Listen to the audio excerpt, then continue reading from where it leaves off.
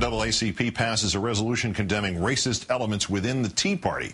Tea Partiers insist they are not racist, and to prove it, one of the movement's leaders accuses the NAACP of making, quote, more money off of race than any slave trader ever. In our third story, as one Tea Party defender puts it, this kind of name-calling is destructive, not the racist, bigoted remarks. The resolution calling out the Tea Party for such racist, bigoted remarks. NAACP President Ben Jealous will join us. The NAACP's resolution calling to repudiate the racism of the Tea Party passed unanimously at the group's convention in Kansas City, prompting the half-governor of Alaska to opine on her Facebook page. The charge that Tea Party Americans judge people by the color of their skin is false, appalling, and is a regressive and diversionary tactic to change the subject at hand. Thankfully, the Tea Party movement is not racist or motivated by racism. It is motivated by love of country and all that is good and honest about our proud and diverse nation.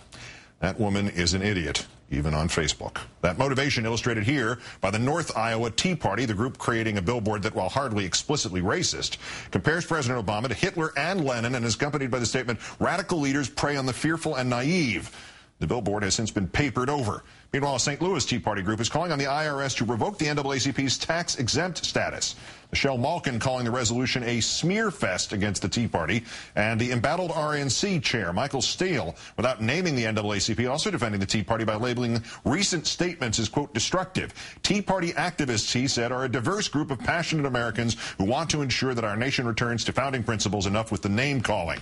To elevate discourse, enter the former chairman of the Tea Party Express, Mark Williams. As Think Progress reports, Mr. Williams' previous track record includes calling President Obama a, quote, Indonesian Muslim turned welfare thug and racist in chief, calling the Muslim god Allah a terrorist's monkey god, to which Tea Party Express told Talking Points memo, Mr. Williams' bigoted language, quote, doesn't have anything to do with the Tea Party Express. Just one of the leaders. But as Michael Steele says, enough with the name-calling. Mr. Williams argues it's actually the NAACP that is acting bigoted here. You're dealing with people who are professional race baiters who make a very good living off of this kind of thing. They make more money off of race than any slave trader ever.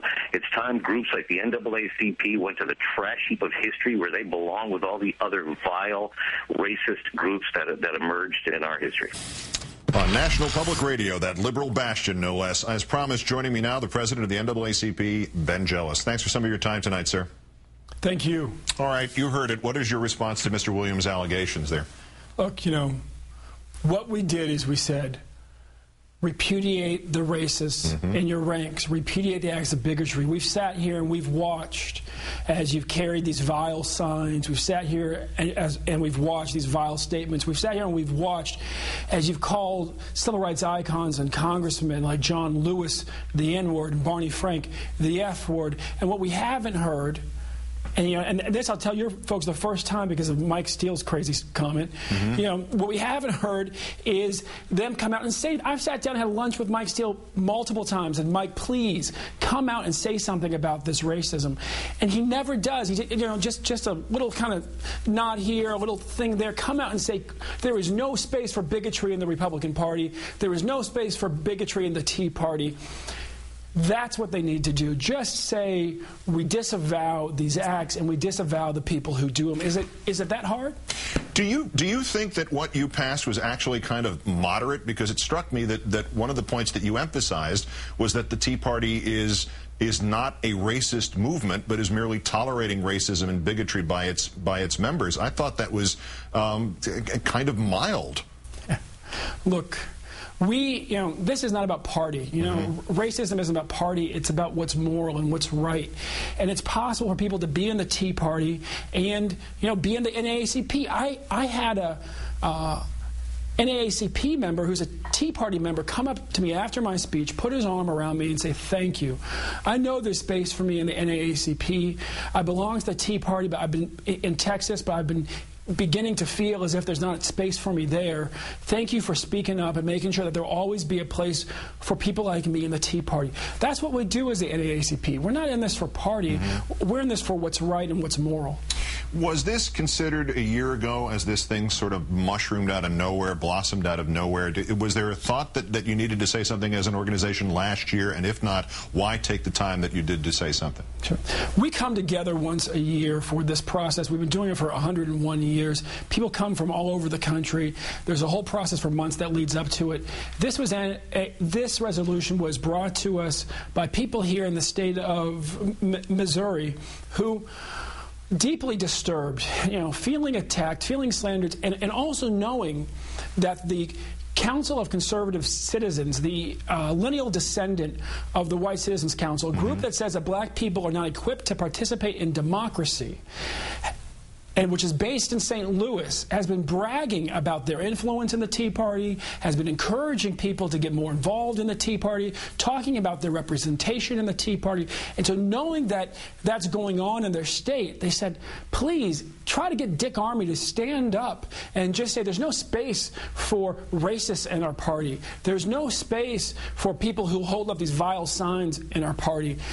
There's no space for people who spit on congressmen like Congressman Cleaver, who's also from here, in our party. Melissa Harris-Lacewell was on the show the other day talking about this and this measure, and she made what I thought was a great point. Do you think that the people who are doing this in the Tea Party, who may be doing racist things, do not truly believe that they're doing racist things, that their idea of racism is what they saw in the newsreels from Selma in the 60s?